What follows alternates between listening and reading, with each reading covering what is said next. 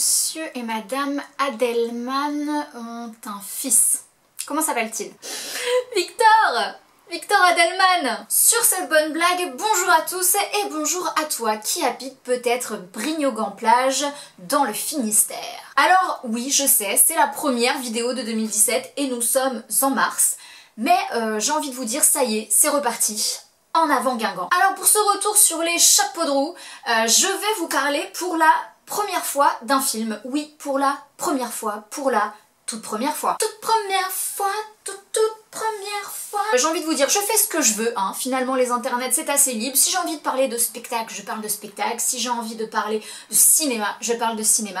Eh bien oui, parce que comme dirait Florent Pagny, non, vous n'aurez pas ma liberté de penser. Alors, ce film, maintenant que je vous ai mis des chansons de merde dans la tête, ce film il s'appelle Monsieur et Madame Adelman et il sort ce mercredi 8 mars au cinéma. Il a été réalisé, il a été écrit, il est interprété par Nicolas Bedos et il a été fortement, très fortement aidé par la jolie Doria Tillier que vous avez peut-être déjà vue, notamment comme Miss Météo dans Le Grand Journal.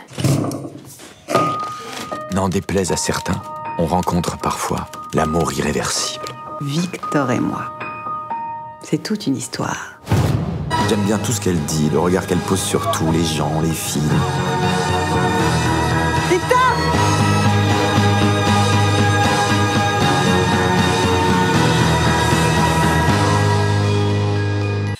L'histoire de Monsieur et Madame Adelman, c'est l'histoire d'un couple. Mais qui sont-ce? Eh bien, Victor Adelman, c'est un écrivain un peu égocentrique, comme beaucoup d'écrivains, et il enchaîne les rencontres, et il va rencontrer dans sa folle jeunesse Sarah. Sarah, c'est une jeune étudiante qui est très intelligente et qui est passionnée de littérature. Pour elle, c'est le coup de foudre au premier regard, pour lui, un peu moins. Et Sarah, elle va tout donner pour se le pécho, hein, même s'il ne veut absolument pas d'elle, elle va tout donner. Et finalement, l'amour, évidemment, va triompher et on va suivre leur histoire d'amour incroyable sur 45 ans, en fait, tout au long de leur vie. Ce film, oui, comme je vous l'ai dit, c'est une histoire d'amour, mais pas que, parce que évidemment ce serait quand même sous-estimer Nicolas Bedos que de penser qu'il se serait contenté d'écrire une comédie romantique. Eh bien non. Alors ça parle des rapports amoureux, ça les dépeint très bien, toutes les vicissitudes... Où est-ce que j'ai été chercher ce mot? Je ne sais pas. Toutes les vicissitudes d'un couple, mais aussi des rapports humains. En règle générale, des rapports familiaux. Par exemple, la famille de Victor Adelman est absolument infâme, c'est un vrai enfer.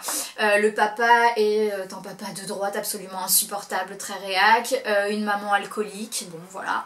On a la famille qu'on mérite, j'ai envie de vous dire. Je dirais même plus, on ne choisit pas ses parents, on ne choisit pas sa famille, on ne choisit pas non plus les trottoirs de Paris à d'Alger pour apprendre à marcher, blablabla. Donc voilà, donc je vous l'ai dit, ça dépeint très bien les rapports amoureux, les rapports humains, en règle générale, mais aussi c'est une très belle fresque sociologique puisque ça dépeint 45 ans de vie, on les rencontre dans les années 70, on est immergé complètement dans les années 70. Le travail de décor et de restitution d'une certaine ambiance de cette époque est absolument génialement fait. Le travail de grimage des personnages également est absolument incroyable puisqu'on les suit sur 45 ans et qu'ils jouent leur propre personnage, donc de 25 ans à 70 ans. Tout ça pour dire que Doria Tillier est quand même très agaçante puisqu'elle est toujours très jolie, même à 70 ans. On retrouve quand même dans tout cet amour et tous ces chamallows, j'ai envie de vous dire, un petit côté provoque hein, qui est propre à Nicolas Bedos. On retrouve ça avec l'histoire du fils parce que Victor et Sarah vont avoir un fils complètement con, hein. Clairement ils s'en rendent compte très vite, ce sont deux génies qui mettent au monde un fils débile, voilà. Ben, ils vont se rendre compte qu'ils vont être obligés de l'aimer parce que ouais c'est leur fils. Bon, je vais m'arrêter là puisque je pourrais continuer vraiment des heures à vous parler de ce film. Donc est-ce que j'ai aimé ce film? Eh bien vous l'aurez compris, oui j'ai aimé ce film. Alors je vous préviens, il dure 2 heures mais on n'a absolument pas le temps de s'ennuyer. Je vous mets au défi de regarder votre montre pendant ces 2 heures puisque c'est un film extrêmement riche.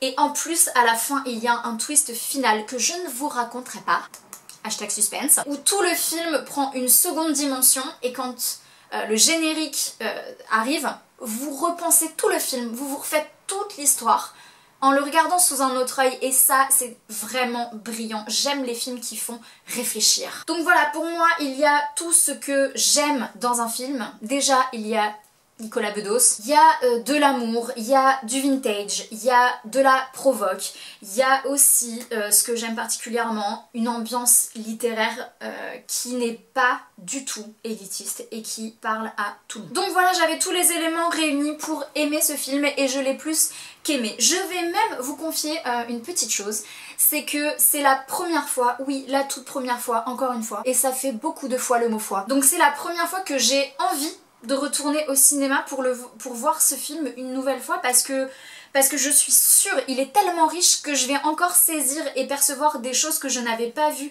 la première fois.